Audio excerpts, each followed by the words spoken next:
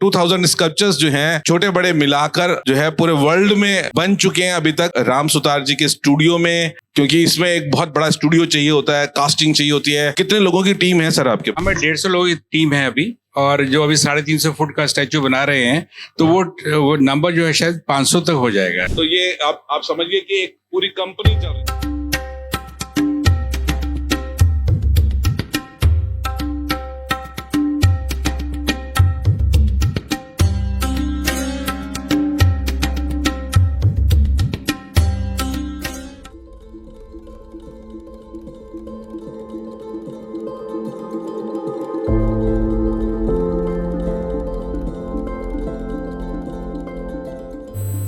ये एक बहुत ही बड़ी घटना है इस कोलाज इंटरनेशनल आर्ट कार्निवल के लिए कि हमारे बीच में दुनिया का सबसे बड़ा स्कल्पचर बनाने वाले आर्टिस्ट श्री पद्मश्री पद्म भूषण श्री राम सुतार जी हमारे बीच में उपलब्ध हैं और यहाँ पर मौजूद हैं। एक बार जोरदार तालियां। और मैं समझता हूँ ये तालियां जो हम लोगों का प्यार आपके लिए है और जो सम्मान है, शायद ये उसको रिप्रेजेंट करने में सक्षम नहीं है। और हमारा जीवन जो है आपको देखकर, आपकी उपलब्धियों को देखकर, आपकी क्रिएशंस को देख के जो इंस्पायर होता है, हमारी आपको देख के जो प्रेरणा मिलती है आपकी क्रिएशंस को देख के, वो एक सूरज की तरह से है। जैसे रोज सूरज निकलता है, हम उसको देखते हैं और प्रेरित हो जाते हैं काम पे जाने के लिए, कुछ क्रिएट करने के लिए। तो सबसे पहले हम लोग एक मूवी देखेंगे।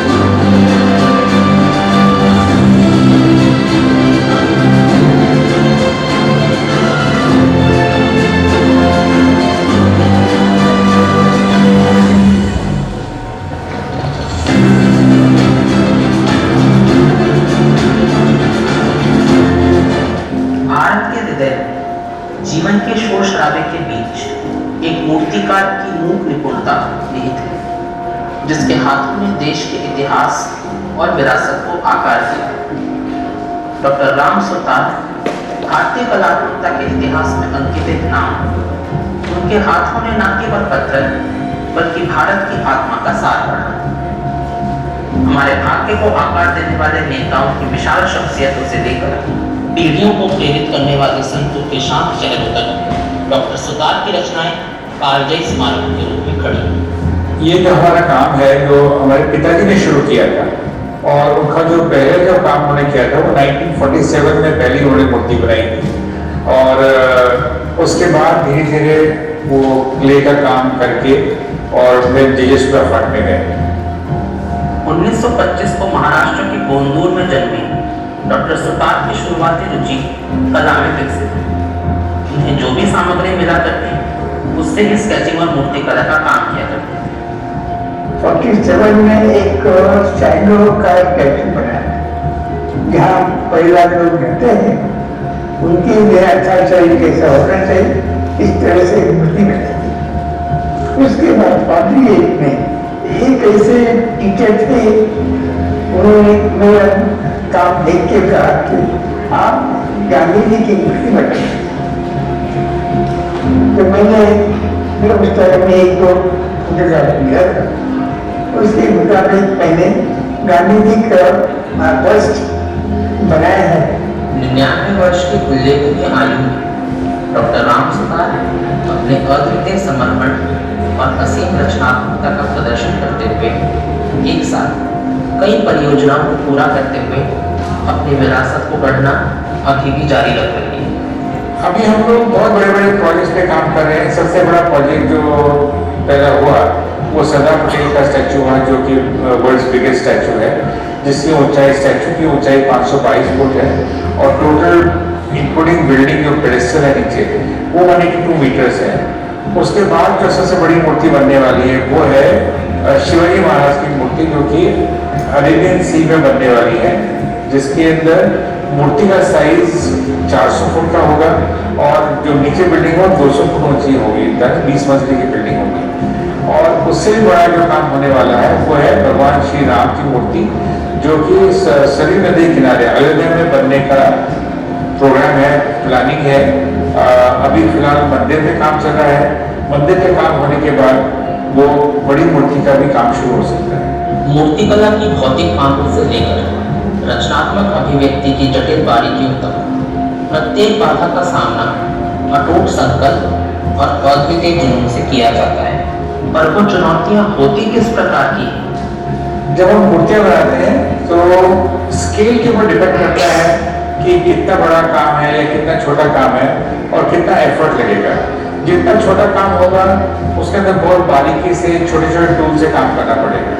जैसे जैसे काम बड़ा होता जाएगा तो वो इतना पिक्सलेट बड़ा हो जाता है, तो हमें उसका भी ख्याल रखना पड़ेगा कि जब बड़ा स्केल होता है तो प्रोपोर्शन प्रॉपर्ली आ रहे हैं नहीं आ रहे हैं। तो दोनों के अलग अलग चैलेंजेस हैं। तो छोटे में बारीक काम करने के चैलेंजेस हैं, बड़े काम में स्केल को देखते हुए प्रॉपर प्रोपोर्शन देखने के लिए चैलेंज होता है। डॉक्टर सुतार को दिए गए सम्मानों में भारत के सर्वोच्च नागरिक सम्मानों में से एक पद्म भूषण भी शामिल है, जो कला के क्षेत्र में उनकी असाधारण उपलब्धियों के सम्मान में भारत सरकार द्वारा प्रदान किया गया था। ये जो अवार्ड्स होते हैं वर्ल्ड, ये जो इंडिया में जो अवार्ड्स है उसका एक खास महत्व तो ये है कि एक पहचान बड़ी अच्छी है उसकी। और अच्छा सी बात है, जब जैद सिंह जी जब प्रेसिडेंट थे उस समय उन्होंने ऑफर किया था फादर को कि भाई आपको पद्मश्री अवार्ड दिया है, देने की हम लोग सोचेंगे। तब फादर ने कह दिया नहीं, अभी मेरे को बहुत काम करने हैं, तो अभी क्या जरूरत है मेरे को। इनोसेंटली उन्होंने बता दिया और उसके बाद इतने काम हुए पर किसी ने कोई इस पर ध्यान नहीं दिया। पर जब पहली बार जब 1999 में जब इसका अनाउंस किया तो पूरे फैमिली को बहुत अच्छा लगा कि भाई इतने सालों के बाद ये अवार्ड अनाउंस हुआ है पद्मश्री का, तो बहुत खुशी थी। और बाकी लोग हमारे मित्र हैं, फादर के मित्र हैं, उनको बहुत खुशी हुई कि राम सुतार जी को ये अवार्ड मिला है। उसके बाद में 2016 के अंदर पद्म भूषण का भी अवार्ड अनाउंस हुआ। उस समय काफ़ी खुशी हुई कि ये नेक्स्ट लेवल का जो अवार्ड है वो भी अब मिल गया है। उसके बाद टैगोर अवार्ड का अनाउंस हुआ, जब हमने सरदार पटेल का स्टैचू पूरा कर लिया। उसके बाद प्रेसिडेंट ने फादर को टैगोर अवार्ड दिया, जो कि इंडिया का नोबेल प्राइज माना जाता है। अब तक सिर्फ 6 लोगों को मिला है, तो वो भी एक बहुत खास अवार्ड है। और अब तो ये उम्मीद कर रहे हैं कि इसके आगे वाला जो होता है पद्म विभूषण है या भारत रत्न है, क्योंकि फादर के इस एज में 99 ईयर्स के एज में जितना काम हुआ है शायद और किसी आर्टिस्ट ने इतना काम नहीं किया है। उसे देखते हुए सब लोगों की तमन्ना है कि भारत सरकार ने उनको भारत रत्न देना चाहिए। राम सुतार जी के द्वारा बनाई गई मूर्तियां हमेशा से सभी को आकर्षित करती है। कला और संस्कृति की तरफ उनका झुकाव, उनकी पुश्तैनी, उनकी मूर्तिकला की कहानी उनके नाम के साथ जुड़ी है। नेचुरल होता है, नेचुरल टैलेंट होता है। इस घर में इतने कारपेंटर तो मतलब खानदान, उसके अंदर आर्किटेक्ट आर्ट इंजीनियरिंग इस तरह से सारी चीजें उसके अंदर। कारपेंटर का सुतार का मतलब आप जानते सूत्रधार, इनकी हाथ में सूत्र है मोहमाप करने का सावल, इसकी वजह से सुधार नाम कर। और हमारे पिता कारपेंटर थे, वो सब कुछ काम करते, गाड़ी बनाना, मकान बनाना, खेत का जो औजार होता है तो वो औजार बनाना इस तरह से। पिताजी के साथ हम लोग माता हाथोड़ा मारना, इस तरह से मतलब ध्यान मत करते। एक सांस्कृतिक राजदूत के रूप में डॉक्टर सुतार के योगदान ने सीमाओं को पार कर वैश्विक मंच पर भारतीय कला और संस्कृति की अधिक सराहना और समझ को बढ़ावा दिया। उनके द्वारा बनाई गई प्रतिमाएं भारत की विविध और जीवंत सांस्कृतिक पहचान की शक्तिशाली अवतार के रूप में खड़ी हैं, जो आने वाली पीढ़ियों के लिए कला की दुनिया पर एक अमिट छाप छोड़ती है। डॉक्टर राम वनजी सुतार की मूर्तियां सिर्फ पत्थर के स्मारक नहीं हैं, बल्कि वे समय को पार करने और राष्ट्र की आत्मा को छूने की कला की शक्ति के प्रमाण हैं।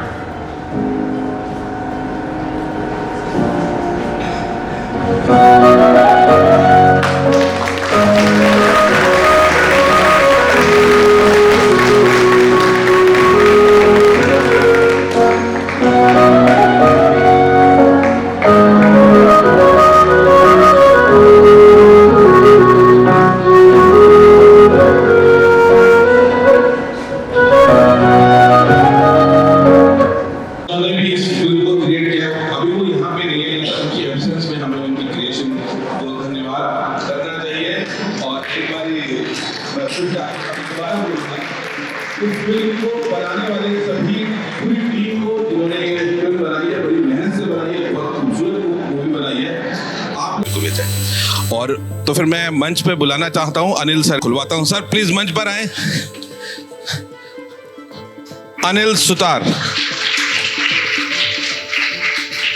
राम सुतार जी के ना सिर्फ पुत्र, लेकिन मैं समझता हूं कि राम सुतार सर की पूरी धरोहर, पूरा साम्राज्य को व्यवस्थित रूप से चलाने के पीछे जो सबसे बड़ी रीढ़ की हड्डी जो है वो अनिल सुतार सर है। अनिल सुतार सर खुद आर्किटेक्ट भी हैं और बहुत लंबे समय से स्कल्पचर्स बना रहे हैं और दिन रात अपने पिता के साथ, मेरे को लगता है कि हाँ, इतना ऐसा सुपुत्र सबको मिले जो अपने पिता के साथ इतना प्यार करते हैं।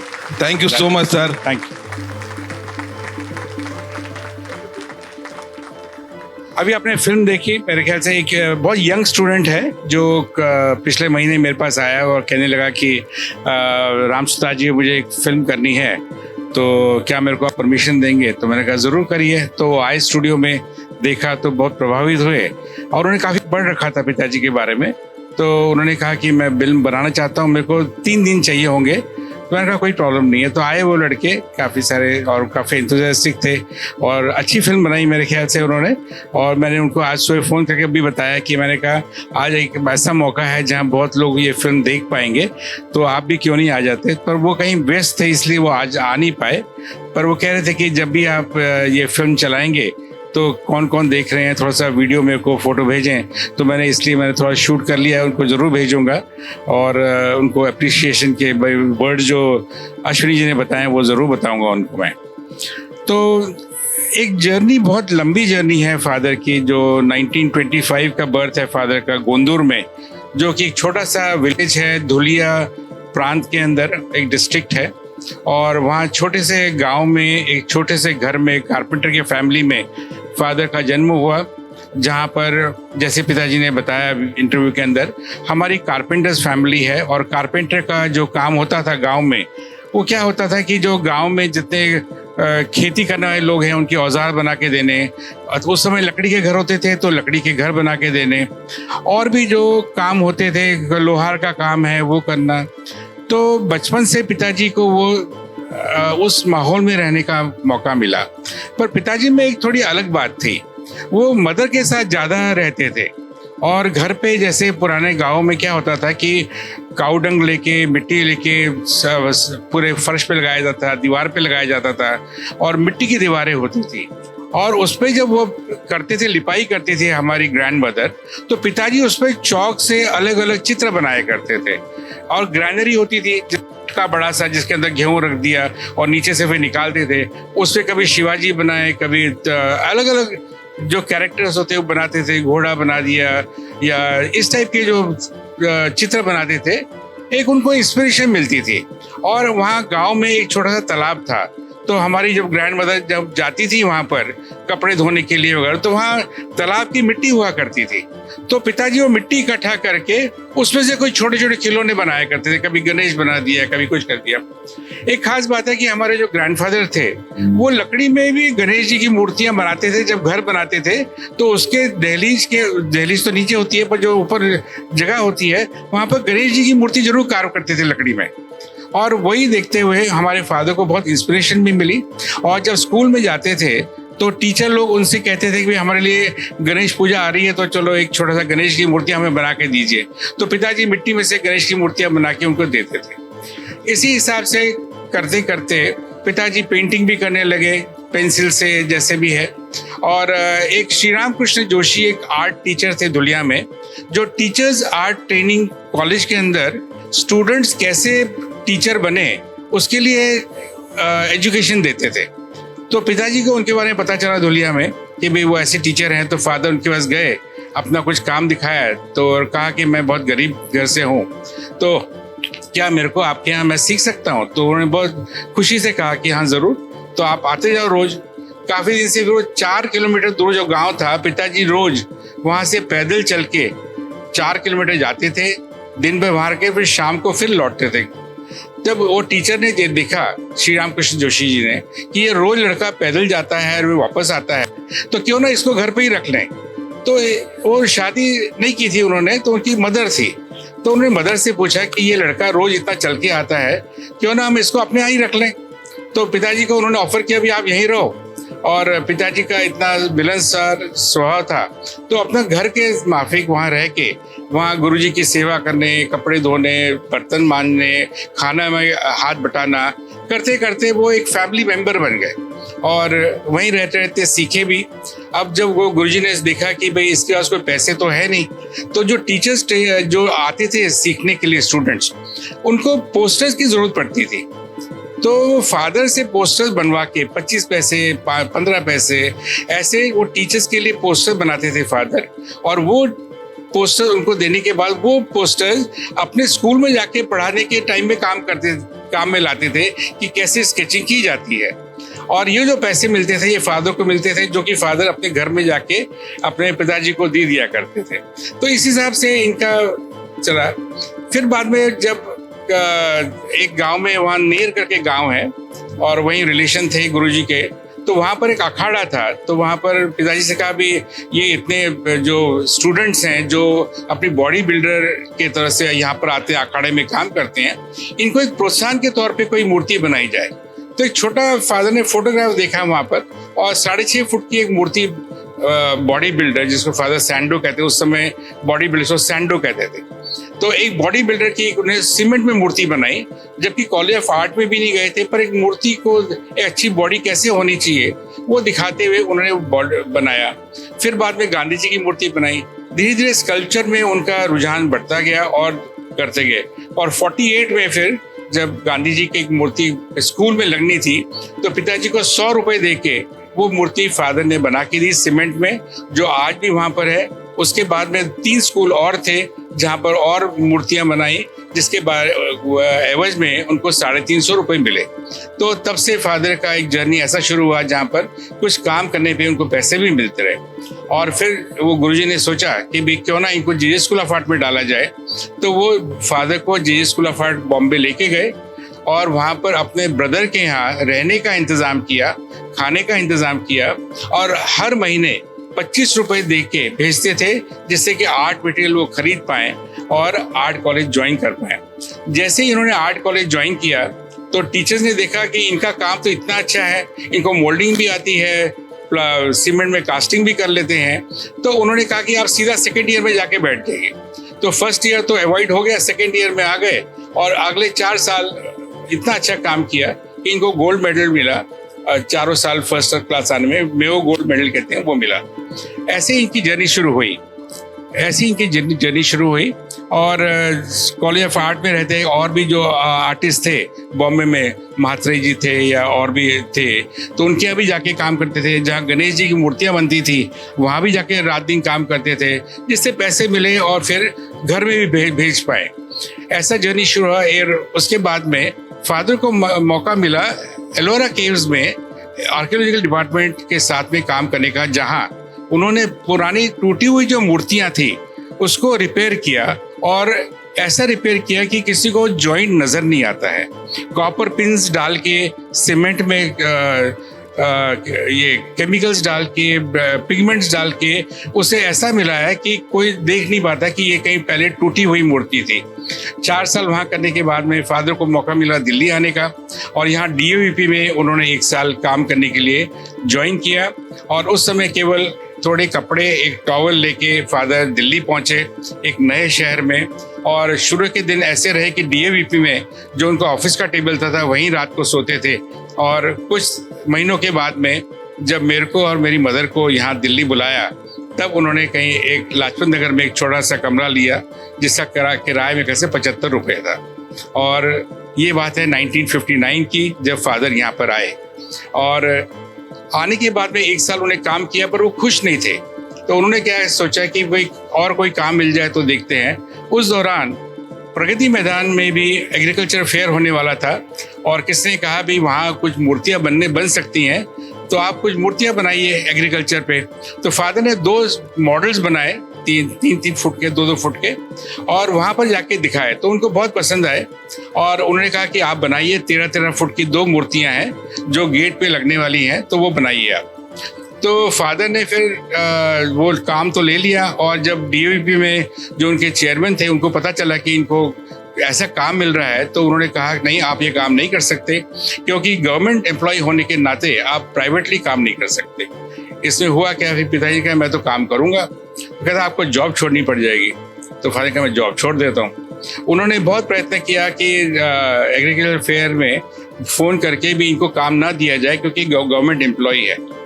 उन्होंने कहा नहीं, हमने ऑर्डर दे दिया है और किसी भी तरह से मूर्तियाँ तो बननी है। और हमारे पिताजी ने वो रिज़ाइन कर दिया वहाँ से, और वो 2 मूर्तियाँ 3 महीने में बना के कंक्रीट की 13 फुट की वहाँ लगा दी। और उसके बाद उनकी जर्नी शुरू हुई एज अ फ्रीलांसर। अब काम कहाँ से मिले, तो फिर यहाँ पर चीफ आर्किटेक्ट हुआ करते थे SK जोगलेकर, उनके पास गए, उनसे बात करी। तो उन्होंने कुछ बताया कि मध्य प्रदेश में एक भारत भवन है, आप वहाँ जाइए, अपना काम दिखाइए और देखिए क्या हो सकता है। जब वहाँ पर गए तो वहाँ पर एक मिस्टर द्रविड़ एक थे, लेबर मिनिस्टर, उनका फ़ोन आया कि भाई हमें कुछ मूर्ति बनानी है चंबल डैम पे, तो क्या कोई आर्टिस्ट आप किसी मिलवा सकते हैं। तो उन्होंने कहा कि हमारे यहाँ एक आर्टिस्ट आए हुए हैं दिल्ली से, तो उनसे क्यों नहीं आप बात कर लेते। तो फादर ने उनको वहाँ जाके मिले। उन्होंने कहा कि चंबल नदी पे एक मूर्ति बननी है 7-8 फुट की, और चंबल देवी जो नदी है उसी को देवी के स्वरूप में वहाँ पर जो मान्यता है उसके हिसाब से वहाँ पर एक मूर्ति बनानी है। तो पिताजी वो जो मिनिस्टर थे उनके यहाँ रहे, और जब शाम को चाय के समय बैठे तो वो द्रविड़ जी ने बताया कि यहाँ पर ऐसा था, पहले राजस्थान में डैम बनाने की कोशिश की गई, साइट मिली मध्य प्रदेश में, और फिर बाद में उन्होंने अलाउ नहीं किया बनाने के लिए। तो उन्होंने कहा कि जो जॉइंट प्रोजेक्ट कर लेते हैं। जब जॉइंट प्रोजेक्ट बात हुई तो फिर हमने ये सोचा कि ये जॉइंट प्रोजेक्ट में डैम बनाया जाए। उस समय फादर ने जब ये सोचा तो उन्होंने सोचा कि क्यों ना इसे चंबल माता को एक माता के स्वरूप में दिखाया जाए, और 2 साथ में बच्चे दिखाए जाए, एक राजस्थान और एक मध्य प्रदेश के। तो एक कॉम्पोजिशन बनाया, 4 फुट की मूर्ति उन्होंने बनाई, जिसमें एक देवी के स्वरूप में एक लेडी दिखाई, और हाथ में मटका दिखाई जिससे पानी गिरने का भी प्रोविजन था, और एक साइड में मध्य प्रदेश, एक साइड में राजस्थान। तो वो एक मॉडल बना के दिखाया, और मिनिस्टर ने जब देखा तो कहा ये बड़ा अच्छा मॉडल है, तो आप 10 फुट का बना दीजिए। तो मॉडल बनाने के बाद में फादर गए डैम पे। जब डैम देखा तो डैम इतना बड़ा, इतनी बड़ी साइड, 7 फुट की मूर्ति कैसे दिखाई देगी लोगों को। तो फादर ने कहा कि आप मेरे को कम से कम 45 फुट की मूर्ति बननी चाहिए। कहते हमारे पास इतना पैसा नहीं है, 10,000 रुपये हैं, आप देखिए कैसे क्या बना सकते हैं उसके अंदर। पिताजी ने कहा मेरे को आप सिर्फ सीमेंट जो आपका डैम में इस्तेमाल हो रहा है वो दे दीजिए, सीमेंट के साथ साथ जो सरिया लगेगा वो दे दीजिए, और मैं आपके कुछ लेबर लेके एक कंक्रीट का रॉक बनाऊंगा, और उसको मैं छील के पूरा कार्विंग करके मैं बनाऊंगा। उस समय फादर के मन में क्या था कि जैसे एलोरा केव्स में पुराने आर्टिस्ट लोगों ने कैसे पूरा पहाड़ तराश के कैलाश टेम्पल बनाया है, उसी हिसाब से एक उनकी तमन्ना थी कि बहुत बड़ी मूर्ति बनाई जाए। और वही एक प्रेरणा लेके उन्होंने एक कंक्रीट का बहुत बड़ा पत्थर बनाया और उसे तराश के 1 साल के अंदर वो पूरी मूर्ति कंक्रीट में पूरी 45 फीट की मूर्ति तराश के पूरी बनाई और पंडित जवाहरलाल नेहरू जी ने उसका उद्घाटन किया और बहुत अप्रिशिएट किया कि ये जो कॉन्सेप्ट आपने लगाया है, सिर्फ सिंगल मूर्ति नहीं बनाई आपने, पर इसमें मैसेज है कि 2 प्रांतों में एक डैम का पानी एक माँ के स्वरूप में दे रहे हैं। और उसी हिसाब से भाखड़ा डैम पे भी उन्हें कहा कि भी आप कोई मॉन्यूमेंट बनाए जो 50 फुट ऊंचा बने। फादर ने उसका मॉडल बनाया, अप्रिशिएट भी हुआ, पर अनफॉर्चुनेटली वो प्रोजेक्ट हो नहीं पाया। इस हिसाब से फादर की पूरी जर्नी शुरू हुई और दिल्ली में कुछ बाहर के प्रांतों में काम करते करते दिल्ली में हम लोग बस गए और यहीं पे काम शुरू हुआ। इसके अंदर दिल्ली में सबसे पहली मूर्ति जो बनी हुई है गोविंद वल्लभ पंत की, जो कि पहले रेड क्रॉस रोड पे थी, अब अंदर और कहीं लगा दी गई है। पर इसके अंदर एक बताना चाहूँगा कि पार्लियामेंट में करीब 16 मूर्तियाँ लगी हैं, जो पहले जो पार्लियामेंट पूरी पुरानी उसमें लगी हुई हैं। इसके अलावा 450 शहरों में all over world Gandhi ji के स्टैच्यूज हमारे फादर के हाथ के बने हुए लगे हैं। और हर साल मोदी जी जाएं या पहले मनमोहन सिंह जाते थे या और कोई जाते थे, तो उस समय गांधी जी की मूर्ति वहाँ लगाई जाती थी, उसका इनॉग्रेशन करने जाते थे। तो इस हिसाब से विश्व में 450 शहरों में गांधी जी की मूर्तियाँ लग गई हैं। अब जब ऐसा दौर चलता रहा, मूर्तियाँ बनती रही, पार्लियामेंट में बनती रही। पार्लियामेंट में हम लोगों ने सरदार पटेल की मूर्ति बनाई 18 फुट की, और जो कि बाद में गुजरात गवर्नमेंट ने अहमदाबाद एयरपोर्ट पे भी लगाई, जो अभी भी लगी है।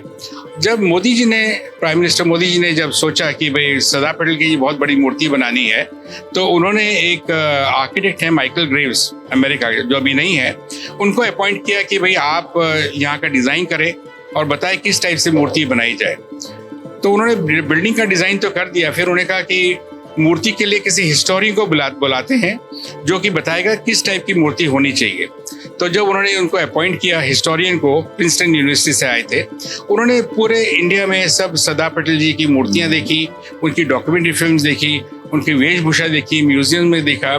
फिर उन्हें बताया कि राम सुधार जी की बनाई हुई सरदार पटेल की जो मूर्ति है एयरपोर्ट पे, वो सबसे योग्य है, जो कि उनकी पर्सनैलिटी दर्शाता है। हम कहीं गए नहीं पूछने के लिए कि हमें काम दिया जाए, कुछ नहीं। पर देखिए, जैसा एक होता है मन में कि भी हमारे को मौका मिलना चाहिए। और आपको एक इंसिडेंट दिखाऊं जो भूल गया बताना। जब बचपन में 10वीं क्लास में थे, तो फादर ने एक मैगजीन देखी थी जहां स्टैच्यू ऑफ लिबर्टी जो अमेरिका में है उसकी इमेज देखी थी, और उस समय वो दुनिया की सबसे बड़ी मूर्ति थी। और उन्होंने उस समय बताया था हमारे गुरुजी को, एक दिन मेरे हाथ से भी दुनिया की सबसे बड़ी मूर्ति बननी चाहिए और मैं बनाऊंगा। और देखिए इत्तेफाक कैसा है कि यहाँ पर जो सबसे बड़ी मूर्ति बनी सरदार पटेल की, वो हमें काम मिला और फादर के हाथ से वो पूरी मूर्ति बड़ी हुई और हमने वो यहाँ पर बनाई।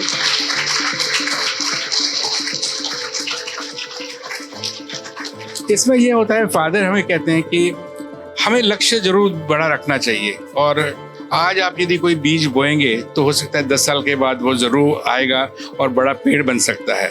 जो इतने साल पहले जो सरदार पटेल की जो मूर्ति बनाई थी, वो एक बीज स्वरूप था, और उसके बाद में इतने सालों के बाद में जब कोई आइडिया है बनाने का, तो उसी को यूज़ करके इतनी बड़ी मूर्ति बनी और हमें मौका मिला ये करने का। उसके बाद में अब सिलसिला चल रहा है, बहुत सारी मूर्तियाँ बन रही हैं। अभी हमने 2 साल पहले बेंगलोर एयरपोर्ट कैंपेगौड़ा की 90 फीट का एक स्टैचू बनाया है जो बेंगलोर एयरपोर्ट पे लगा हुआ है। इसके बाद लास्ट ईयर हमने 125 फुट के अम्बेडकर जी की मूर्ति बनाई जो हैदराबाद में लगी हुई है। अभी जोरहाट में हमने 85 फीट की लचित जी की मूर्ति बनाई है जो जोरहाट में लगी है, जो प्राइम मिनिस्टर जी ने अभी उद्घाटन किया है। इसके अलावा अभी हम लोग 350 फुट की डॉक्टर भीमराव अंबेडकर जी की मूर्ति बना रहे हैं जो बॉम्बे में लगने जा रही है। इसके अलावा जो और बड़ी मूर्तियां बनने वाली वो है शिवाजी महाराज की, जो कि 400 फुट ऊंची मूर्ति बनने वाली है बॉम्बे में, अरब महासागर में। इसके अलावा 2018 में अपने CM साहब योगी जी ने अनाउंस किया था कि सरदार पटेल जी की मूर्ति से भी ज़्यादा ऊंची एक मूर्ति हम भगवान राम की बनाएंगे, और उसके लिए कंपटीशन हुआ जिसमें हमारा मॉडल सिलेक्ट किया गया और अभी प्रपोजल स्टेज में है, जो कि 251 मीटर ऊंची बनेगी, जो कि वर्ल्ड की सबसे बड़ी स्टैचू कहलाएगी। तो अभी उसका काम शुरू नहीं हुआ है, पर अभी मंदिर का काम चल रहा है जिसमें हमने अयोध्या में एक बहुत बड़े जटायु बनाए हैं जो मंदिर में लगाए गए। और अयोध्या में आपने कभी देखा वो बहुत बड़ी वीणा लगी है लता मंगेशकर चौक पे, वो भी हमने बनाई है लास्ट ईयर, 2 साल पहले लगाई थी। इस हिसाब से सब काम चल रहे हैं और आशा करते हैं आपका सबका आशीर्वाद रहा तो और भी काम होते रहेंगे। धन्यवाद।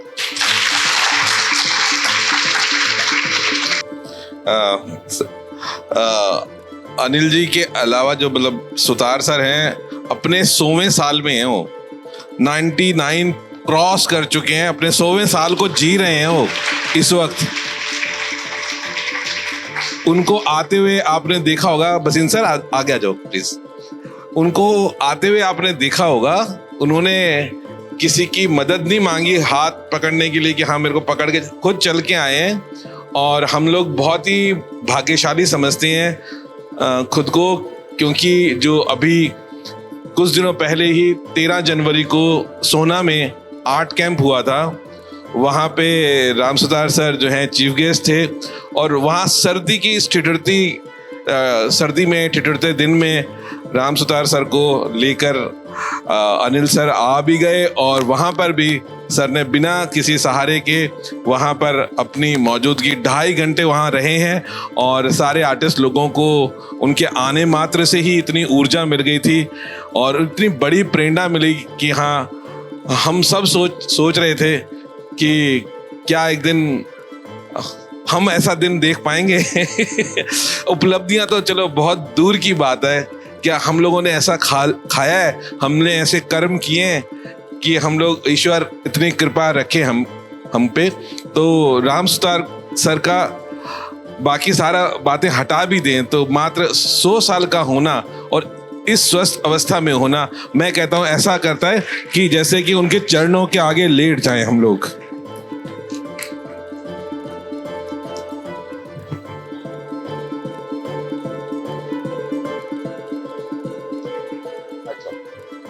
तो आप लोगों को कोई प्रश्न पूछना हो तब तक प्रश्न पूछ लीजिए। एक पीपीटी प्रोग्राम जो है अभी ओपन हो रहा है, उसमें किसी को कोई प्रश्न पूछना है। एक आपके सर बहुत फैन है, आपके लिए एक पेंटिंग बना के लेके आए हैं, प्लीज आ जाइए जल्दी अपनी पेंटिंग लेके यहाँ पे, जल्दी से आ जाइए।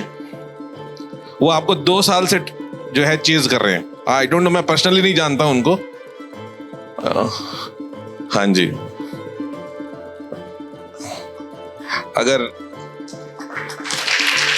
आप इधर भी फोटो खिंचा सकते हैं, है ना?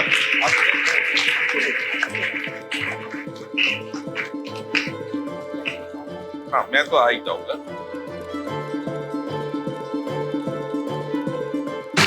बहुत ही शानदार।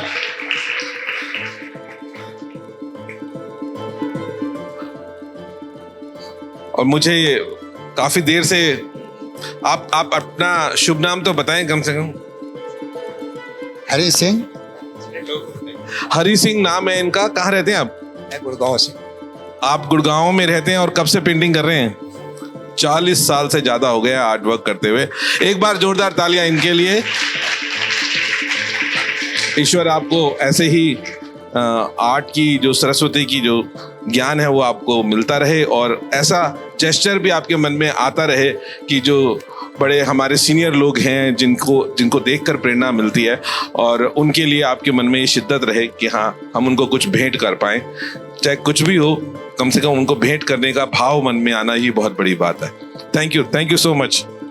हमारे बीच में एक और फैमिली आई हुई है आपसे मिलने के लिए, जनकपुरी से मिस्टर राजीव और उनकी फैमिली मेंबर्स को मैं बुलाना चाहता हूं। अगर राजीव यहाँ पर हैं तो यहाँ पे हैं। अच्छा, प्लीज आइए।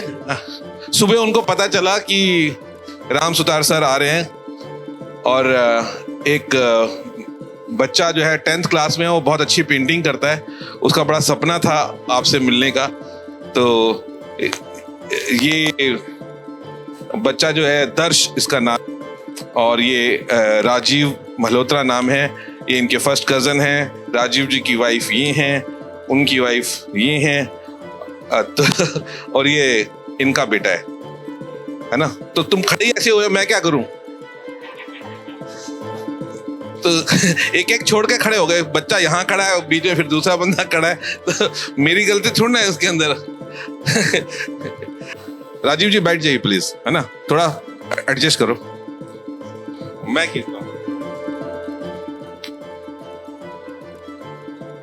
मैं चाहता हूँ राजीव जी के लिए एक बार जोरदार तालियां होनी चाहिए। मैं जब भी जिस भी मंच पे होता हूँ उनका शुक्रिया अदा करना नहीं भूलता हूँ, और ईश्वर मुझे ऐसा रखे कि हाँ मैं कभी भूल भी ना पाऊँ। दिन मुझे मरते दम तक नहीं भूलेगा। मैं आज आपके दर्शन कर पाया इनकी बदौलत, ये मेरे लिए बहुत बड़े सौभाग्य की बात है, बहुत बड़े सौभाग्य की बात है। धन्यवाद। Thank you so much. कोई क्वेश्चन है, कोई प्रश्न है? आप सब लोगों की फोटो तो हमारे ग्रुप फोटोग्राफ में आ ही रही है। कोई प्रश्न आपके मन में हो तो? टोटल लगभग 2000 स्कल्पचर शायद आपने पिछली बार बताए थे। छोटे बड़े मिलाकर तो इतने हो गए। 2000 स्कल्पचर्स जो हैं छोटे बड़े मिलाकर जो है पूरे वर्ल्ड में बन चुके हैं अभी तक। राम सुतार जी के स्टूडियो में, अनिल जी के संरक्षण में, राम सुतार जी के सुपरविजन में और मार्गदर्शन के अंदर, क्योंकि इसमें एक बहुत बड़ा स्टूडियो चाहिए होता है, कास्टिंग चाहिए होती है। ऐसा नहीं है कि सिर्फ अकेले 2 लोग ही उसको सबको मेटल कास्टिंग कर लें या ये सब। एक कितने लोगों की टीम है सर आपके पास? हमें 150 लोगों की टीम है अभी, और जो अभी 350 फुट का स्टैचू बना रहे हैं, तो वो नंबर जो है शायद 500 तक हो जाएगा अभी। 500 फुट? 500 लोग। अच्छा, 500 लोग हो जाएंगे। जी जी। तो ये आप समझिए कि एक पूरी कंपनी चल रही है, पूरी फैक्ट्री के लेवल पे ट्रक आते हैं, बहुत सारा मेटल आता है, बहुत सारा ईंधन आता है, बहुत सारा और रॉ मटेरियल आता है। और एक बार हमें सौभाग्य मिला है उस स्टूडियो में विजिट करने का, अपने स्टूडेंट्स को ले जाने का।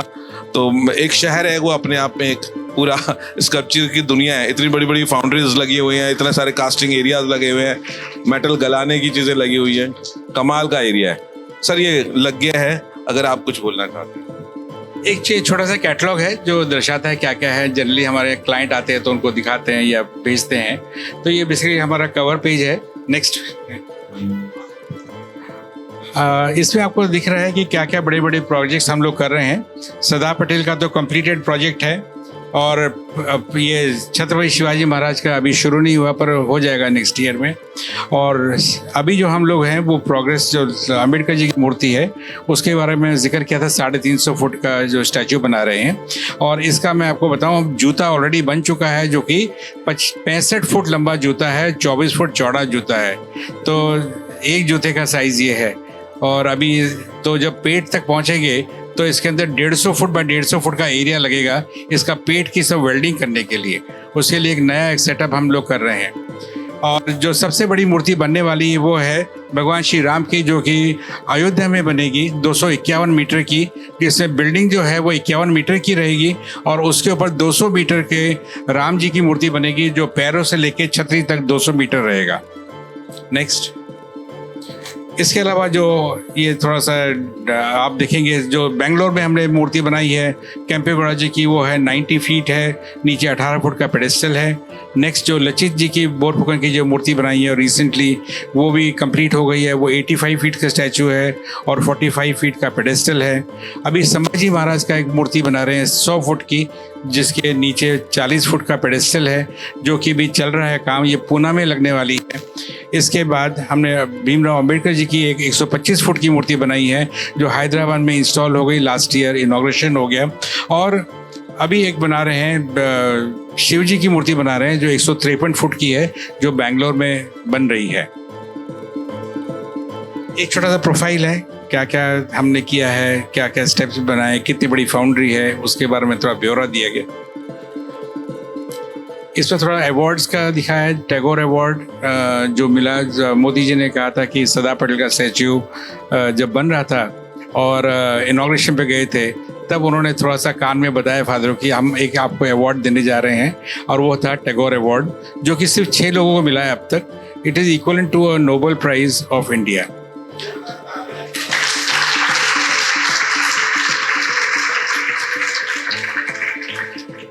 1999 में फादर को पद्म भूषण मिला था, ये उसकी फोटोग्राफ थी अभी पीछे, ये भी उसी ग्रुप का फोटोग्राफ है।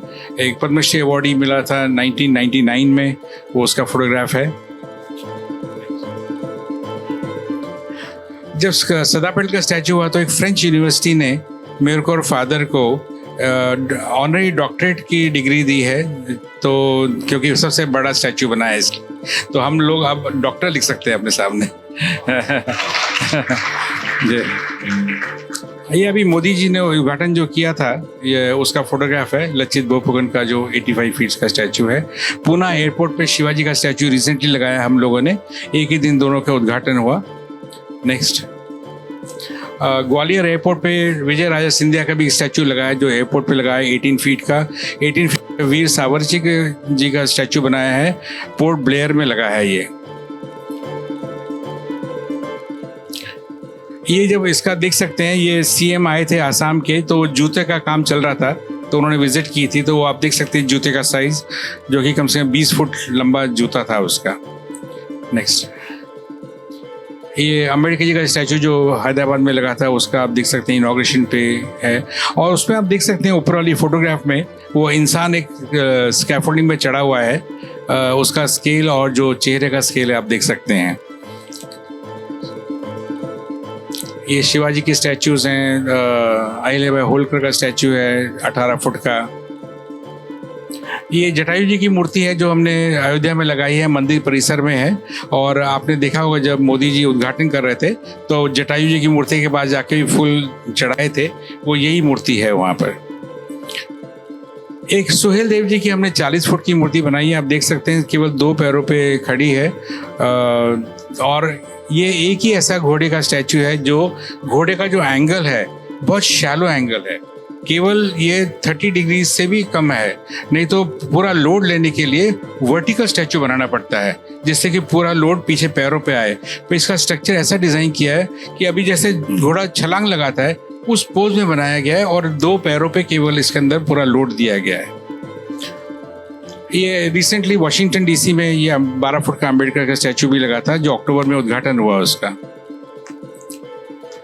अभी हमने एक 51 फुट के शिव जी की मूर्ति बनाई है, मऊ एक जगह है यूपी में, वहाँ पर बनाई है, जो कि आज कंप्लीट हो जाएगी वहाँ पर। एक 151 फुट का एक हनुमान जी की, पंचमुखी हनुमान जी की मूर्ति का प्रपोजल है राजस्थान में, जो अभी शुरू नहीं हुआ पर अभी जल्दी ही शुरू होने वाला है। ये लखनऊ में कुछ रिसेंटली काम लगे थे, लक्ष्मण जी की मूर्ति है 12 फुट की, और एक कारगिल वॉर पे एक और एक मूर्ति बनाई जो एयरपोर्ट के बहुत पास में है। नेक्स्ट, इसमें आप देखेंगे ये जो वीणा जो अयोध्या में लगी है लता मंगेशकर चौक पे, वो रात का नज़ारा किस तरह से खूबसूरत है देख सकते हैं, और स्केल देख सकते हैं कि जब इंसान खड़ा होता है ये 40 फुट की वीणा कैसे दिखती है, और बहुत इंट्रिकेट डिटेल्स किए गए हैं, और केवल हमने 3 महीने में ये पूरी ब्रॉन्ज कास्टिंग में बना के लगा दी थी वहाँ पर। बाकी ये बहुत सारी जो और मूर्तियाँ हैदराबाद में लगी हैं, या योगी जी के साथ कुछ फोटोग्राफ्स हैं, उनकी गुरु जी की फ़ोटो बनाई थी, मूर्ति बनाई थी, उसके कुछ शॉट्स हैं।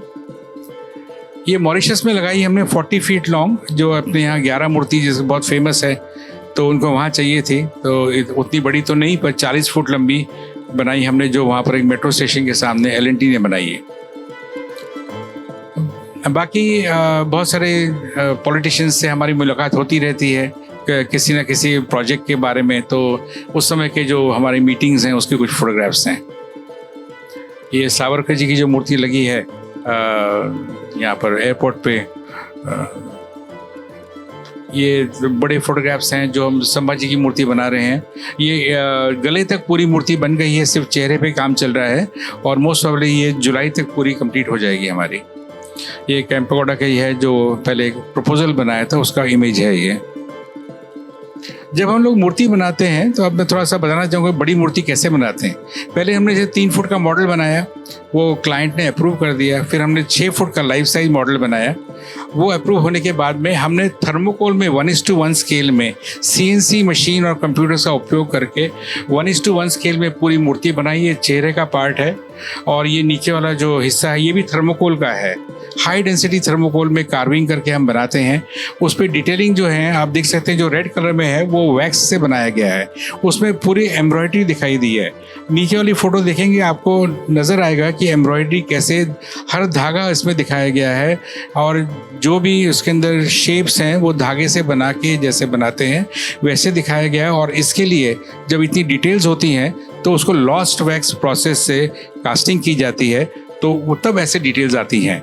तो ये थर्मोकोल की मूर्ति बनी, फिर वैक्स की मूर्ति बनी, फिर ढलाई होकर ब्रॉन्ज की मूर्ति बनी। और ये पार्ट्स हम 10-10 फुट के हाइट के साइड पे लेके जाते हैं और फिर वहाँ वेल्डिंग करते हैं। जैसे आप ये देख रहे हैं, एक ट्रक में ये 10 फुट के पार्ट्स गए यहाँ से बेंगलोर तक, और फिर बाद में एक एक पार्ट 10-10 फुट के पार्ट्स लगा के पूरा असेंबली वैसे हो रहा है। वो लास्ट चेहरे का पार्ट बचा हुआ था, तब फोटो लिया गया है। जब इनॉग्रेशन हो रहा था तब की फोटोग्राफ हमारी, और मोदी जी जब वहाँ थे। ये स्टैचू के लिए वर्ल्ड बुक ऑफ रिकॉर्ड्स ने एक अवार्ड भी दिया है, world's biggest statue of Kempegowda के नाम से, एक वो दिया है। और दूसरी खास बात थी, जब इनॉग्रेशन पे प्राइम मिनिस्टर मोदी जी आए थे तो और हमारे साथ जब मिले तो फादर का हाथ पकड़े हुए कम से कम 1 घंटा तक वो इंटरव्यू देते रहे और फादर का हाथ पकड़े रखे। उनको बहुत लगाव है हमारे फादर से।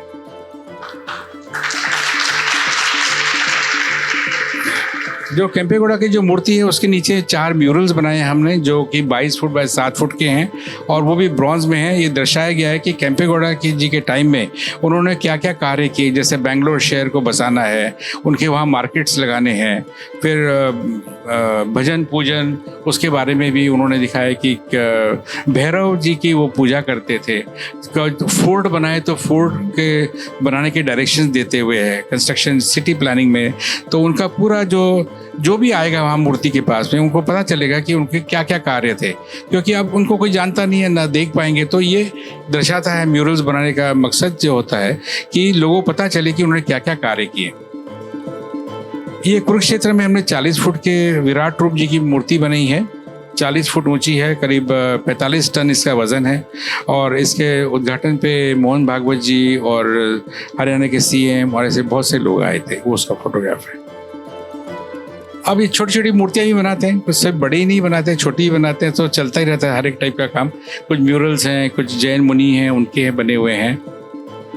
ये कुरुक्षेत्र में और कुछ मूर्तियाँ बनी हैं, भीष्म पितामह जी की है, अभिमन्यु की है। तो कभी आप कुरुक्षेत्र जाएं तो बहुत सारी मूर्तियाँ आपको देखने को मिल सकती हैं। ये शिमला में लगी है, अटल बिहारी वाजपेयी जी की मूर्ति है। केवड़िया, जहाँ पर सरदार पटेल की स्टैचू है, उनका स्टेशन है, वहाँ सरदार पटेल की एक मूर्ति स्टेशन लगी है। रांची में बहुत बड़ा बिरसा मुंडा जी के नाम से म्यूज़ियम है, जहाँ पर 25 फुट की एक मूर्ति हमने लगाई है। और साथ में करीब 12 फ्रीडम फाइटर्स और भी हैं जिनकी उस म्यूज़ियम में मूर्तियाँ लगी हैं। उसमें से कुछ मूर्तियों के फोटोग्राफ्स यहाँ लगाए हैं हमने। कुछ जो शहीद हो जाते हैं, मोहित शर्मा जी है, उनकी मूर्ति बनाई है। बाहर के देशों के लिए कुछ मूर्तियाँ बनाते हैं, वो हैं। ये सदा धाम एक अहमदाबाद में एक बहुत बड़ी बिल्डिंग है, वहाँ 40 फुट की मूर्ति बनाई है हमने। मंगोलिया के लिए हमने बुद्धा की मूर्ति बनाई है, जो कि बहुत पसंद की गई, ICCR के थ्रू गई थी। और ये बनते समय की मूर्ति है, वहाँ लगने के बाद मूर्ति है। तो उन्होंने मेरे को और फादर को एक वहाँ का बहुत बड़ा अवार्ड है, पोलर स्टार अवार्ड, वो हम दोनों को दिया था। बाकी दिल्ली में और कुछ मूर्तियाँ लगी हैं, जेटली जी की है, गांधी जी की है, अम्बेडकर जी की है। ये अम्बेडकर, ये स्टैच्यू ऑफ यूनिटी जो है, उसके उद्घाटन पे जब गए थे तब की फोटोग्राफ्स है। ये दूर, बहुत दूर जाके ये फ़ोटो ली हुई है, जहाँ से दिखती है ये मूर्ति। ये भी आप देखेंगे, ये 13-13.5 फुट का एक फेस केवल हमने बनाया है, 1:5 स्केल का फेस बनाया था। इसके बाद फिर जो फेस बना था वो 60 फीट का फेस है वो। अब मैं दिखाता हूँ इसके बाद में कि 60 फीट फेस बनाने में क्या क्या होता है। देखिए, जैसे ये जो मूर्ति बनी थी, हमने चाइना में जाके थर्मोकोल की मूर्ति बनाई, क्योंकि यहाँ पर इतनी बड़ी फाउंड्रीज नहीं थी, हमारी फाउंड्री छोटी थी और अब इंडिया में कहीं फाउंड्री इतनी नहीं थी कि हम लोग यहाँ काम कर सके। तो गवर्नमेंट ने डिसाइड किया कि चाइना में क्योंकि इतनी बड़ी बुद्धा की मूर्तियाँ बनती हैं, तो वहाँ की एक फाउंड्री लेके हम लोग वहाँ गए और वहाँ हमने थर्मोकोल में मूर्ति हमने खुद बनाई। आप देख रहे हैं फादर वो अंगूठे का जो शेप है वो दिखाते हुए उनको, वो शॉल का जो धागे लटकते हैं उस पर काम करते हुए। और वहाँ पर कई स्केल में हमने पहले सरदार पटेल की मूर्तियाँ बनाई, डिटेल और वर्कआउट करने के लिए। अब ये देखेंगे आप, वो जो पैर है वो 80 फुट लंबा पैर है सरदार पटेल का। जो पैर है सैंडल 80 फीट लॉन्ग है, और आप देख सकते हैं ह्यूमन स्केल जब भी जाएंगे, अभी भी जाएंगे तो ऐसे ही दिखाई देगा। वो सैंडल का जो सोल है वही करीब 8-10 फुट ऊंचा है, उसके बाद में उंगलियां वो शुरू होती हैं। और ये जो आप देख रहे हैं आँख पे जो हम लोग काम कर रहे थे चेहरे पे, ये जो रेटिना दिख रहा है आपको, ये 1.5 मीटर रेटिना है। 1 आदमी खड़ा हो जाएगा यहाँ इसके अंदर। अब जब चेहरा बन रहा था 60 फुट का चेहरा था, आप समझ सकते हैं ये शेड के अंदर पूरा चेहरा नहीं आया, इसके अंदर 20 फुट का चेहरा का जो हेड वाला पोर्शन था वो दूसरी फैक्ट्री में हमने बनाया, इसमें केवल हमने चेहरा बनाया। अब यहाँ पर चढ़ने की बड़ी मुसीबत थी, फादर इतना चढ़ नहीं पाते थे, तो हम दूर से फोटोग्राफ लेके उस पर मार्किंग करके ऊपर जो आदमी काम कर रहा था उसको भेजते थे, वो उसके हिसाब से ड्राइंग के हिसाब से फिर वहाँ कटिंग करता था, फिर हम उसको अप्रूव करते थे और फिर बाद में काम फाइनल हुआ उसका। और ये जो नहीं सॉरी पीछे एक बार पीछे से नेक्स्ट नहीं इसके आगे, ये जो चेहरा है ये 10th फ्लोर से मैंने लिया हुआ है। ब्रॉन्ज का जो फेस बन गया था उसको देखने के लिए उसके हाव भाव ठीक आए कि नहीं, तो 10th स्टोरी पे चढ़ना पड़ा और फिर चेहरे को देखा हमने। वी वर वेरी सेटिस्फाइड कि चेहरा जो हमने सोचा था वैसे ही बना है। नेक्स्ट, ये वहाँ पर कंस्ट्रक्शन साइट पे है, आप देखेंगे वहाँ पर पूरा एक कंक्रीट का स्ट्रक्चर पहले बनाया गया। इस हर एक पैर के अंदर 29 फीट बाय 26 फीट के 2 कंक्रीट कोर्स हैं जिसमें से लिफ्ट जाती हैं, और छाती पे व्यूइंग विंडोज़ बनाई है, वहाँ से आप बाहर देख सकते हैं। तो ये जो कंक्रीट के पिलर्स हैं ये मेन सपोर्ट है, उसके बाहर लोहे का स्ट्रक्चर लगा हुआ है, और उसके बाहर इतने बड़े पैनल्स ब्रॉन्ज के वेल्डिंग करके तैयार किए गए और फिर ऊपर जाके इंस्टॉल किए गए। इसके पीछे बहुत इंजीनियरिंग है, बहुत अलग अलग बाहर अरूप कंपनी है जो लंदन में थी, जिनका हमने स्ट्रक्चर बनाने में उपयोग किया। L&T खुद बहुत सक्षम है बहुत बड़े काम करने के लिए, और स्कल्पचर के लिए हमें चूज़ किया गया था जो हम लोग स्कल्पचर बनाएं। ये उसी दौरान जब उद्घाटन पे गए थे तब वो अंदर जो म्यूज़ियम में बहुत बड़ा चेहरा रखा है उसके सामने हम लोग खड़े थे। ये व्यूइंग गैलरी है, कोई जाए तो आपको देख पाएंगे उस व्यूइंग। ये जाली जितनी भी है हमारे फाउंड्री में ही कास्ट की गई है। राइट साइड में आप देखेंगे बहुत बड़ी तलवार दिख रही है, ये 150 फुट की तलवार है जो अमृतसर में एक वॉर मेमोरियल बना है वहाँ पर लगाई गई है, और बिल्डिंग के बाहर वो इस तरह से दिखती है। नीचे वाला इसका हैंडल जो है जिसमें शेर बने हैं ये ब्रॉन्ज का है, ऊपर की पूरी जो ब्लेड है वो स्टेनलेस स्टील की है, और जो डिज़ाइन दिख रहा है वो पूरा ब्रास में कार्व करके उस पर वेल्ड किया गया है। ये जो बॉम्बे में जो मूर्ति बनने जा रही है उसके कुछ डिटेल्स हैं, आप देख सकते हैं। जब हम लोग ये समुद्र में कैसा स्ट्रक्चर बनेगा, जब जाएंगे तो कैसा दिखाई देगा, और ये मूर्ति के डिटेल्स हैं कि कितने। इसके अंदर एक चीज़ बताऊँ, जो घोड़े का जो खुर है नीचे आप खड़े हो जाएंगे तो ये 7 फुट का खुर है ये, तो स्केल आप समझ सकते हैं कितनी है इसका। नेक्स्ट, ये अम्बेडकर का जो स्टैचू बन रहा है 350 फुट का, उसका जो मॉडल बना रहे थे उस दौरान का फोटोग्राफ है 25 फीट का, और अब जो है वो स्टैचू 350 फुट का बना रहे हैं हम लोग। ये स्टूडियो का व्यू है जहाँ पर 25 फुट का स्टैचू बनाया था। बाकी मैं बताना चाहूँ कि लखनऊ में या नोएडा में जितने फाउंटेन्स हैं, स्टैचूज़ हैं, वो हमने ही बनाए हुए हैं। लखनऊ में एक इको पार्क के नाम से एक जगह है जो पुराना जेल का एरिया था, 125 एकड़ का जगह था। तो वहाँ पर ब्रॉन्ज के एनिमल्स और ब्रॉन्ज के ही पेड़ लगाकर पूरा एरिया डेवलप किया था। आज के डेट में बहुत पॉपुलर जगह है जहाँ शाम के समय बहुत भीड़ रहती है। ये पटना के अंदर हमने 40 फुट के गांधी जी की मूर्ति बनाई है, जिसके अंदर गांधी जी का स्टैचू है, साथ में एक लड़का एक लड़की खड़े हैं, जो कि दर्शाता है कि पिताजी का जो मानना था कि ये डाउन ट्रॉडन जितने भी हैं, गांधी जी का कहना था उनको हम पास लें, उनको मदद करें। और लड़के के हाथ में एक पिजन दिखाया है, लड़की के हाथ में एक फूल दिखाए हैं, और तीनों जो कंपोजिशन है वो अर्थ के ऊपर दिखाए हैं कि ये जो मैसेज है, हमसे जो नीचे लोग हैं, गरीब लोग हैं, उनको हम मदद करें, और हमसे जो ऊपर अमीर लोग हैं वो हमें मदद करें। तो ये जब चेन एक चालू होगी पूरे वर्ल्ड के अंदर, एक पीस आएगी, सब खुशियाँ बटेंगी। तो नीचे एक मैसेज लिखा है, मेरा जीवन ही मेरा संदेश है। तो ये 40 फुट की मूर्ति बनी है पटना में गांधी मैदान में, राष्ट्रपति भवन में है, महात्मा गांधी का स्टैचू ऑस्ट्रेलिया में लगा है, हैनोवर में लगा है, जो मैंने जिक्र किया था 450 शहरों में लगा है। ये उसी कुछ फोटोग्राफ्स हैं अलग अलग टाइम के। ये कुरुक्षेत्र में ब्रह्म सरोवर पे एक बहुत बड़ा रथ लगा है जो कि 60 फुट लंबा है, 35 फुट ऊंचा है, 30 फुट चौड़ा है।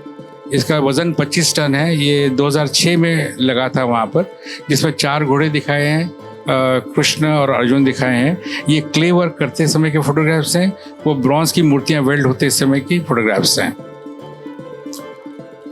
ये नागपुर में हमने स्वामी विवेकानंद जी की मूर्ति लगाई है, 20 फुट की है। यहाँ सांपला एक जगह है हरियाणा में, तो वहाँ पर एक हमने 36 फुट के छोटे राम जी की मूर्ति लगाई है, उसके फोटोग्राफ है। ये दिल्ली में 15 जनपद पे हमने 2 मूर्तियाँ लगाई हैं, जो बहुत बड़ा इनकी इंटरनेशनल सेंटर है। वहाँ पर 18 फुट की एक मूर्ति लगाई है बाहर, और एक बैठे हुए 15 फुट की अम्बेडकर जी की मूर्ति लगाई है अंदर। और वहीं पर हमने 12 फुट के एक बहुत बड़े अशोका एम्बलम भी लगाए हैं, जो 72 फीट है टोटल। यहाँ आपने देखा होगा इंडिया गेट पे एक वॉर मेमोरियल बना हुआ है, जहाँ पर हमने ये म्यूरल्स बनाए हैं और 21 परमवीर चक्र अवॉर्डीज के बस्ट भी बनाए हैं। उसी को कुछ फोटोग्राफ्स हैं, अलग अलग वॉर के दर्शाया गया है इसके अंदर। और जो 21 परमवीर चक्र अवॉर्डीज हैं उनके बस्ट लगाए गए एक पार्क के अंदर।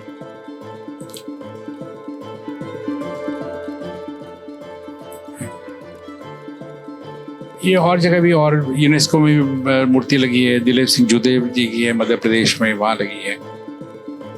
एक MIT कॉलेज है पूना में, जहाँ हमने 52 मूर्तियाँ बनाई हैं 12-12 फुट की। फिलोसोफर्स हैं, साइंटिस्ट हैं, तो अलग अलग आप देख सकते हैं। सोक्रेटिस है, अरिस्टोटल है, मोजेस है, इमानुएल कांट है, ऐसे क्राइस्ट है, CV रमन जी की भी है, हिप्पोक्रेटिस की है, टैगोर जी की है, बेंजामिन फ्रैंकलिन की है। ऐसे 52 मूर्तियाँ बनाई हैं, एक ही यूनिवर्सिटी में लगी हैं। ये आप देख सकते हैं गांधी जी की मूर्तियाँ अलग अलग जहाँ लगी हैं। उसके पार्लियामेंट में जो मूर्तियाँ लगी हैं उसकी कुछ फोटोग्राफ्स हैं। 18 मूर्तियाँ हैं। ये सरदार पटेल की मूर्ति जो वहाँ लगी थी, उसके इंदिरा गांधी जी की बहुत फेमस है ये गांधी जी की मूर्ति। जहाँ पर भी लोग जाते हैं, धरना देते हैं पार्लियामेंट में, वो यही मूर्ति दिखती है, वही है। एक ये प्रपोज्ड था, प्रोग्रेस का मॉन्यूमेंट है। एक बहुत साल पहले पिताजी ने मॉडल बनाया था, जिसमें दिखाया कि ह्यूमन टेंडेंसी क्या होती है। आदमी की इच्छा होती है ऊपर जाने की। पहले जाता है, पहाड़ पर चढ़ता है, ऊपर से देखता है क्या नज़ारा दिख रहा है, बाद में सोचता है और कोई पेड़ है तो उस पर चढ़ता है। तो चढ़ते चढ़ते एक दूसरे को हेल्प करके लोग चढ़ रहे हैं ऊपर का। जाकर आदमी कहता है मेरे को तो अभी बहुत ऊपर जाना है। तो ये एक प्रोग्रेस है जो इंडिया ने की है। भारत में जब ब्रिटिशर्स गए उसके बाद हम लोग कुछ भी नहीं थे, पर आज के टाइम में साइंस में देखिए, मेडिसिन में देखिए, कंप्यूटर्स में देखिए, हम लोग बहुत आगे हैं। मेरे ख्याल से ये संघर्ष जो रहा है सबके साथ में मिलके जो किया है, और आज हम इंडिया में इतने आगे हैं कि हम चांद पे भी चले गए और मंगल पे भी चले गए। ये स्टूडियो के कुछ फोटोग्राफ्स हैं। ये हमारी CNC मशीन्स लगी हुई हैं, जिसके अंदर थर्मोकोल की बड़ी बड़ी मूर्तियाँ बनती हैं। तो इस टाइप की जगह लगती है। 8 मशीन्स लगी हुई हैं। ये थर्मोकोल के ब्लॉक्स कैसे कटते हैं, कैसे जोड़े जाते हैं, और फिर ढलाई कैसे होती है वो देख सकते हैं। ढलाई होने के बाद में वेल्डिंग के पार्ट्स होते हैं, वो टुकड़े जोड़ के फिर फाइनल प्रोडक्ट एकदम आपको दिखाई नहीं देगा कि वेल्डिंग कहाँ हुई है। और ये 10-10 फुट के जब पार्ट्स बन जाते हैं फिर ये ट्रक में उधर ले जाते हैं हम लोग। ये बाकी एक लिस्ट ऑफ वर्क्स है जो कि बहुत एग्जॉस्टिव है, बताना नहीं चाहूँगा। तो ये हमारा फाइनल प्रेजेंटेशन आपको। Thank you.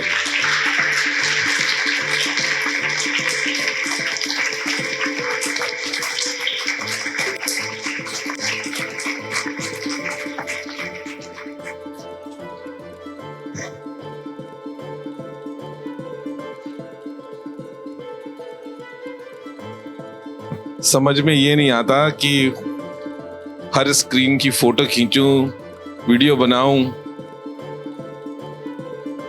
उसके बाद हम लोग स्पीचलेस हो जाते हैं और पूरा शब्दकोश ही खत्म हो जाता है हमारा।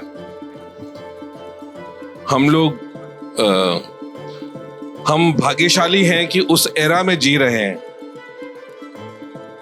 उस एरा में जी रहे हैं जहां राम सुतार जी जैसे, अनिल सुतार जी जैसे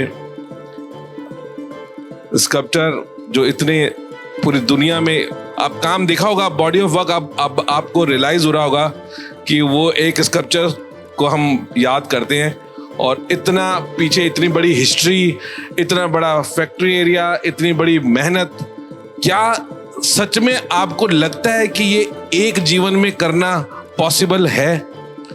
मुझे इम्पॉसिबल लगता है कि एक जीवन में ये काम करना संभव नहीं है। मुझे नहीं पता कि आप लोग कैसे मैनेज करते हो इस चीज को, कि क्या आपकी घड़ी के अंदर 48 घंटे हैं, क्या आपके हफ्ते में 14 दिन होते हैं, क्या आपके महीने में 60 दिन होते हैं, कैसे होता है?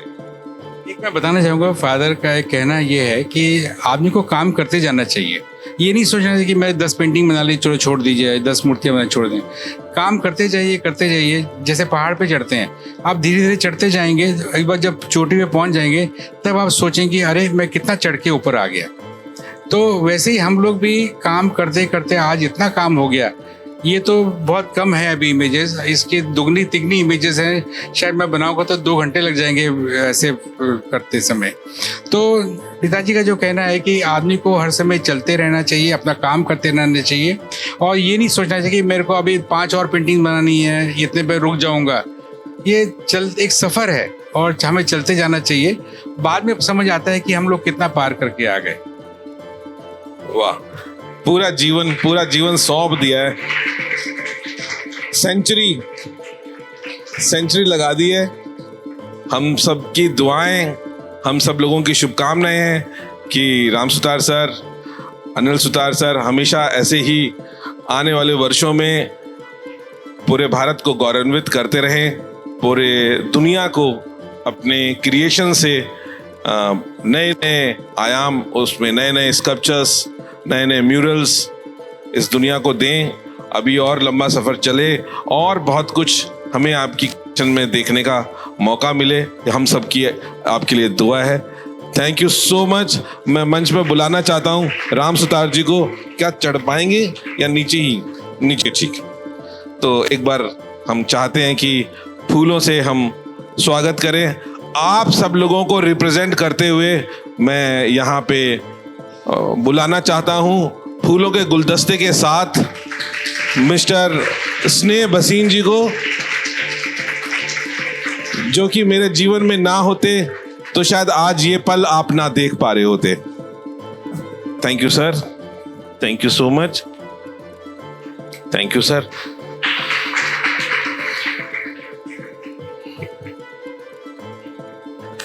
सर, आपकी तरफ से हमने आपके धन्यवाद के तौर पर इन फूलों को यहाँ पर पहुँचाया है और मैं समझता हूँ कि राम सुतार सर ने तो पूरी दुनिया को ही एक बगीचा बना दिया स्कल्पचर्स का। तो ये फूल तो एक सिंबल है बस उसका।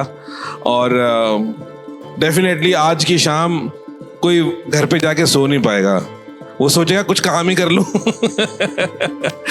तो ये चीज़ है। Thank you. और सर एक छोटा सा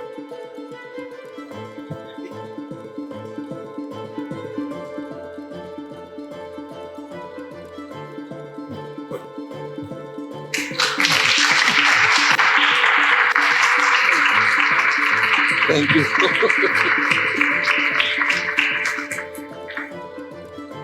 मैं एक और उसके लिए भसीन सर को रिक्वेस्ट करूंगा कि अनिल सुतार जी का इस छोटे से सिंबॉलिक वस्त्र से